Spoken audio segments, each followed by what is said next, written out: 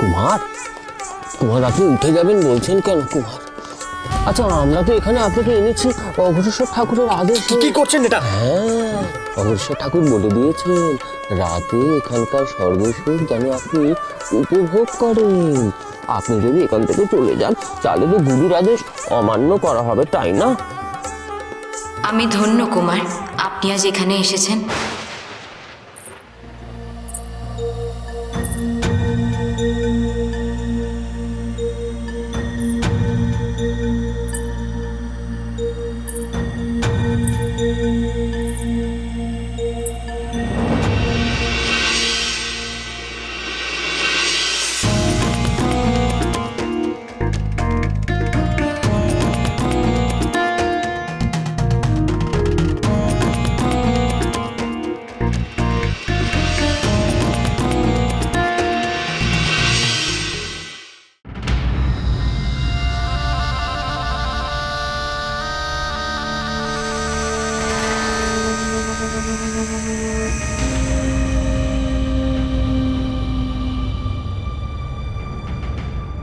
তা এখানে এসেছেন যখন,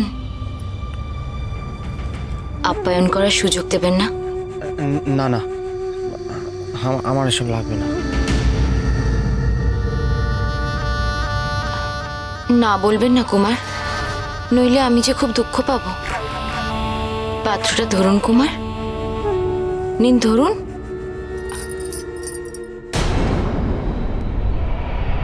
এবার পাত্রই চুমুক দিন। দিন।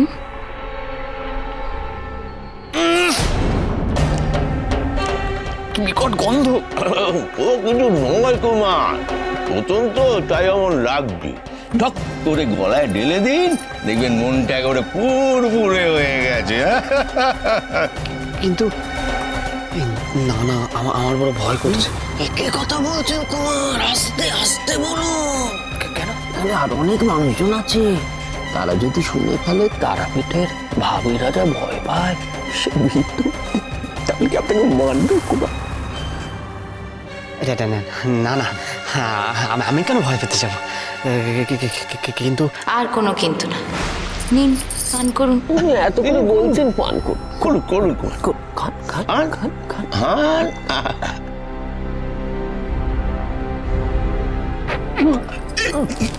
কি করছেন কুমার? এরকম করবেন না, এরকম করছেন। এখানে আর অনেক মানুষজন আছে, তা তো আপনাকে থেকে হাসবে। ভাবে তারাপীঠের ভাবি রাজা এখনো শিশুতে রয়ে গেছে, বড় হয়নি। কিন্তু আপনি তো বড় হয়ে গিয়েছেন, বড়দের শরবত পান করছেন আপনি। করুন করুন, এই তো ঢক করে দিন। পারবেন পারবেন, আপনি রাজা, আপনি রাজা কুমার।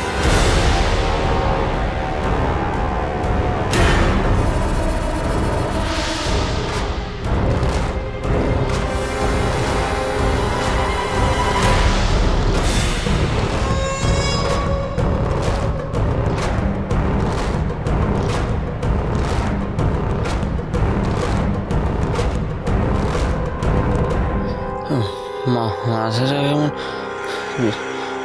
ঝিমঝিম করছে। কুমার, প্রথমে ওরকম ঝিমঝিম করে, তারপরে আপনি দেখবেন একেবারে আনন্দ সাগরে ভাসছে না। আরে আরে নিন নিন নিন নিন।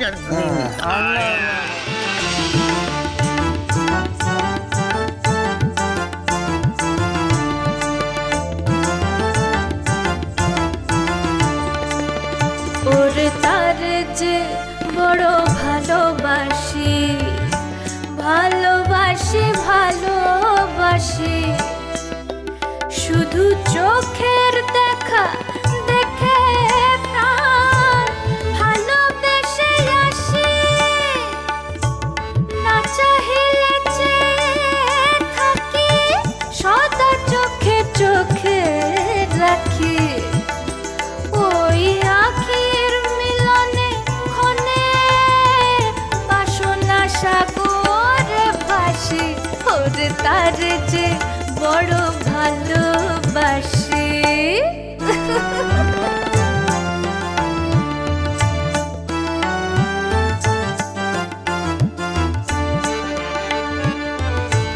কে জানে কি চায় রে প্রাণ, অনুমানে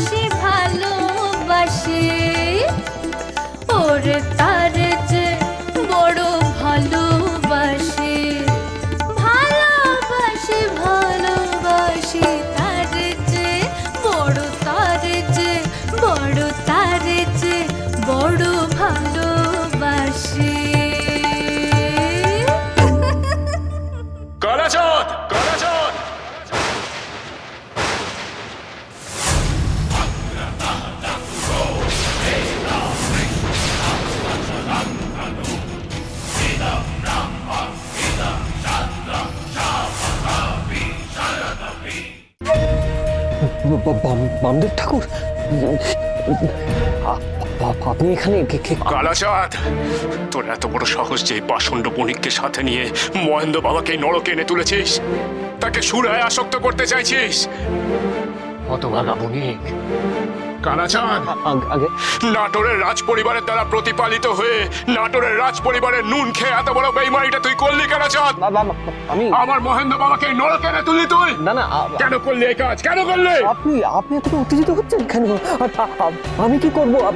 আপনি আমাকে বলছেন কেন? আমি তো রাজবাড়ির সামান্য কর্মচারী মাত্র।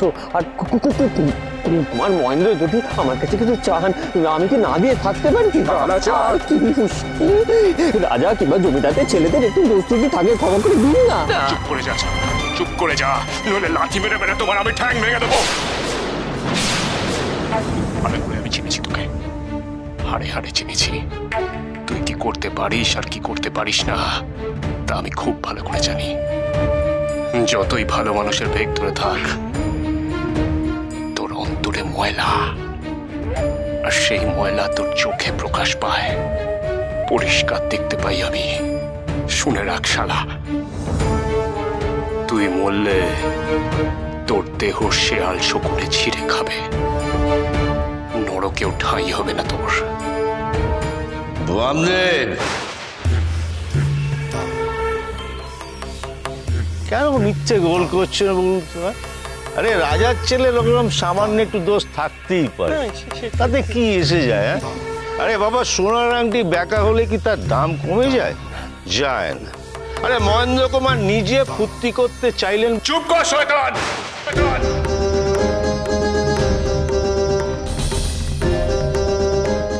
আমার মহেন্দ্র বাবার নামে বাজে কথা বলতে আসিস না।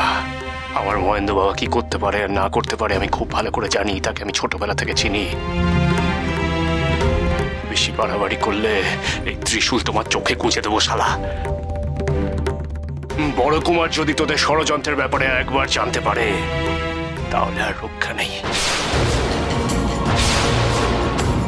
ওই শালা অঘোরেশ্বরের পাপের ক্ষমতা নেই যে তোমাদের রক্ষা করে। বামদেব, তুমি কেন এসেছো এখানে? কেন আমার অভিভাবক হতে চাইছো? আমি তো তোমায় সেই অধিকার দিইনি।